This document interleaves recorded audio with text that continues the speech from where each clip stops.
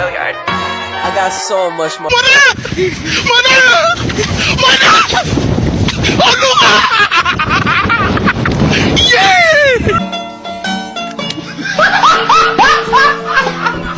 Are you ready, kids? Aye, aye, Captain! I can't hear you. Aye, aye, Captain! Oh!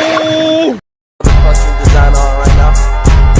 Break it down, bring it back, make it clap. I got 3 old thoughts, new block, where that thing. Bitches on my line, and you know. Assalamualaikum warahmatullahi wabarakatuh. Perkenalkan, nama saya Elisa Melani dari kelas 11 APL 1. Pengertian potensiometri. Potensiometri adalah metode analisis yang didasarkan pada pengukuran beda potensial sel dari suatu elektroda atau sel galvanik. Itu prinsip kerja titrasi potensiometri.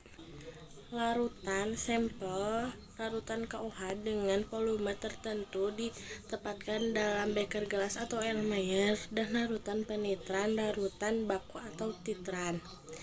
Larutan asam oksalat ditempatkan dalam buret. Larutan baku dari dalam buret dilepaskan, dibuka keran buret dan diukur potensial.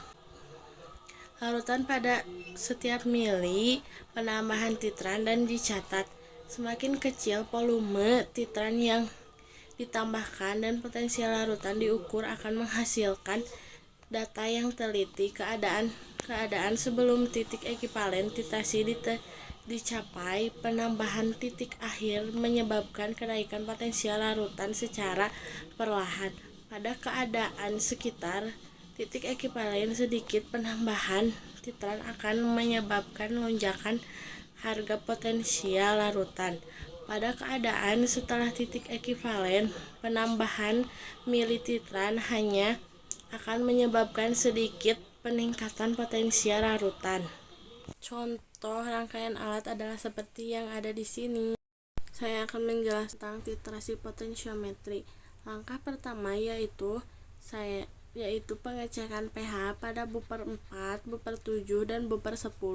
Setelah pengecekan buffer, kami menimbang KOH dan asam oksalat. Setelah penimbangan, kami memipet asam oksalat sebanyak 40 ml dengan bantuan pipet volume ukuran 10 ml.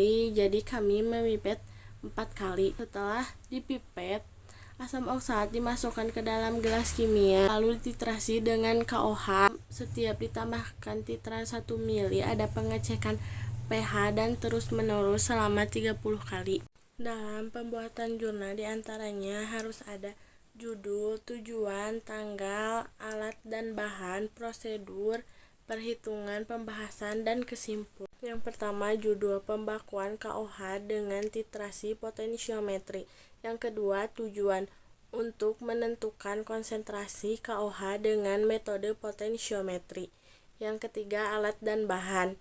Alat pH meter 1, gelas kimia ukuran 250 dan 100 ml 3, botol semprot 1, batang pengaduk 1, buret 50 ml 1, klem dan statif 1, pipet tetes 1, corong kaca 1, dan kaca arloji 1. Bahan: padatan KOH kalium hidroksida 0,56 gram, padatan asam oksalat 0,45 gram, tisu, dan aquades. Keempat, prosedur. pH meter, tekan tombol on, lalu kalibrasi selama 5 detik, celup ke buffer 4, 7, dan 10. Buffer 4 yaitu 3,91, buffer 7 yaitu 6,85, dan buffer 10 yaitu 6,86. Larutan KOH 0,56 gram ditimbang lalu dilarutkan oleh aquades dalam gelas kimia. Masukkan ke dalam labu ukur 100 ml lalu homogenkan.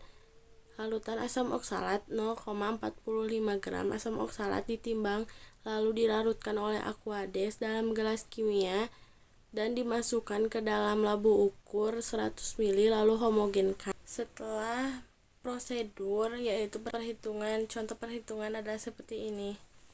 Setelah perhitungan yaitu Pembahasan pada praktikum pembakuan larutan KOH titrasi potensiometri menggunakan KOH 0,1 N. Yang pertama kami lakukan adalah pengecekan pH dengan mencelupkan pH meter ke dalam gelas kimia yang berisi buper 4, buper 7, dan buper 10.